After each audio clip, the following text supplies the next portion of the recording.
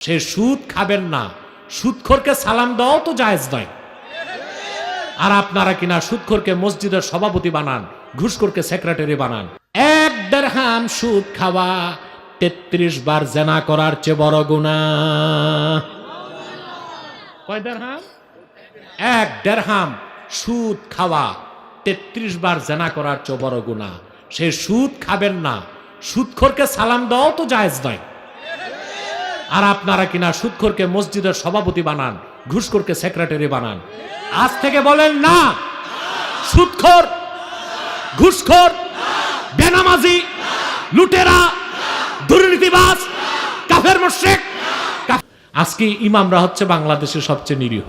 মিম্বরে বসে বেটা সুদের বিরুদ্ধে ওয়াজ করতে পারে না, কারণ সভাপতি সুদখোর। ঘুষের বিরুদ্ধে ওয়াজ করতে পারে না, কারণ সেক্রেটারি সাবেক দারোগা।